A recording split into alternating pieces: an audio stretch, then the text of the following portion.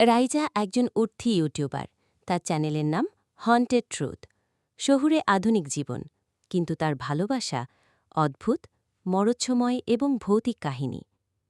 কিছুদিন আগে তার সাবস্ক্রাইবার ৫০,০০০ ছাড়ানোর পর সেই ঘোষণা দেয়, পরবর্তী ভিডিওতে আমি মুখোমুখি হব এক জীবন্ত জিনের। তার অনুসন্ধানে উঠে আসে পুরনো ঢাকা শহরের এক পরিত্যক্ত ব্রিটিশ আমলের দোতলা বাড়ি।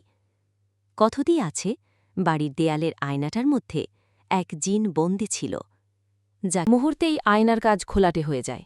ভিতর থেকে যেন কেউ শ্বাস নিচ্ছে। আচমকা এক ছায়া তার পেছনে ভেসে ওঠে, চোখ দুটো নীল জ্বলন্ত আগুনের মতো। একটা ভাঙা কণ্ঠ থেমে থেমে বলে, তোমরা খেলে যাচ্ছ, আমি বন্দী ছিলাম ৭৩ বছর, এখন মুক্ত। রাইজা কাঁপলেও পালায় না। সে হাত বাড়িয়ে স্মার্ট ওয়াচে চাপ দেয়। হঠাৎ ঘরে চারপাশে বাজতে থাকে সুরা জিন, ঘন এক বেসফুল সাউন্ডের সঙ্গে। জিনটা ছটফট করতে থাকে, আয়নার কাছে ফাটল ধরে, চারপাশে বাতাস ঝড়ের মতো ঘূর্ণি হয়ে ঘুরতে থাকে। তারপর এক চিৎকারে সে নিজেই আয়নার ভেতর টেনে নেয় নিজেকে। পেছনে পড়ে থাকে ছাই, একটা পোড়া গন্ধ আর নিস্তব্ধতা। ভিডিওটা পরদিন ভাইরাল হয়, কিন্তু রাইজা আর কখনো নতুন ভিডিও